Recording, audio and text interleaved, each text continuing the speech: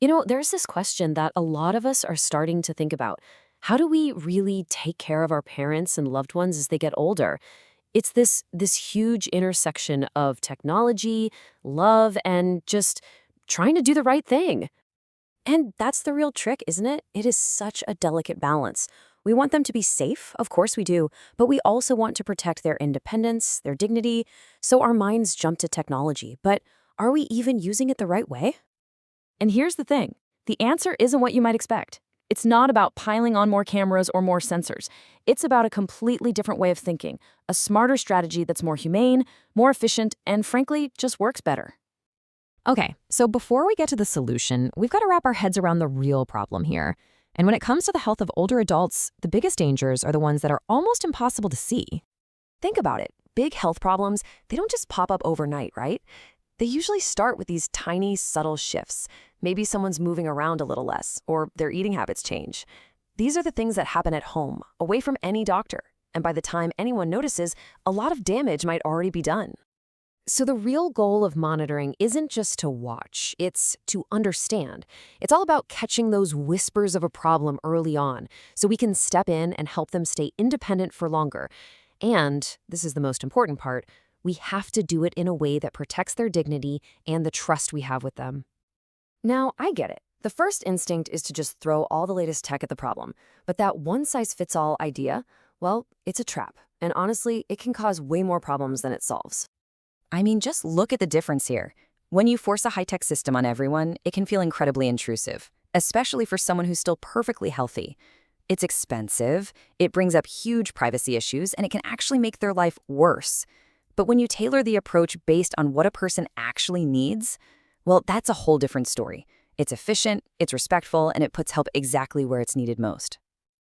All right, so let's get into the actual solution. It's a concept called smart stratification, and it's really simple at its core. It's all about matching the level of care to the person's actual level of need. So what does that fancy term mean? Basically, it just means we don't treat every single person the same. We start by taking a real, honest look at their specific health risks and what they need day to day. And based on that, we figure out which care tier is the perfect fit for them. So why is this such a game changer? Well, first off, it's just smarter with money and resources. You're not wasting expensive tech on people who don't need it. Second, it's about dignity. It avoids that creepy feeling of being watched all the time. And third, it's just flat out more effective because it lets us focus our energy on the people who are at the highest risk. Okay, that all sounds good on paper, right? But what does this actually look like in the real world? Let's walk through the blueprint. It's actually a pretty straightforward four-step process. You start with a really thorough assessment, you look at everything. Then you assign the person to a risk tier. From there, you build a plan that's made just for them. And this is the key part, step 4. This isn't a permanent label. People's needs change, so you have to keep reviewing and adjusting the plan. It's a living, breathing system. And this table just makes it all click. For someone who's low risk, the tech might just be a phone call or a visit. That human connection is everything. For someone in the middle, maybe you add in some telehealth visits or some simple devices. And it's only for the people at the highest risk that you bring in the heavy-duty stuff, the remote monitoring devices, the fall sensors. You see, you match the tool to the actual need.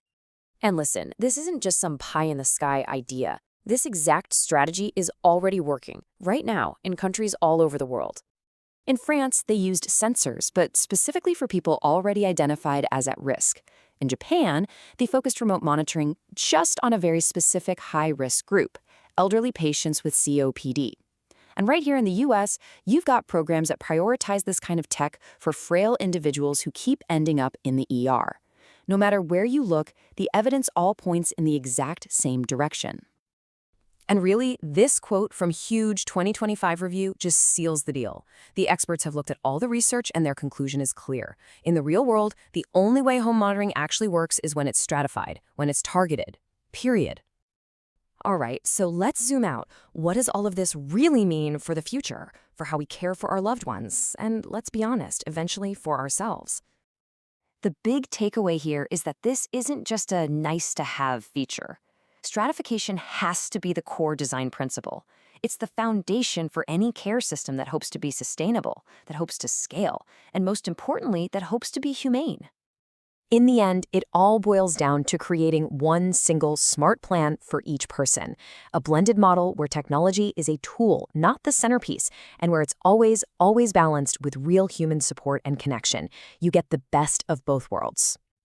And that really leaves us with this big question, doesn't it? If we move away from this idea of technology for everyone and instead move towards a smarter, more personal strategy, maybe this is how we do it. Maybe this is how we build a future where technology supports our lives but never overshadows our ability to age with grace and with dignity.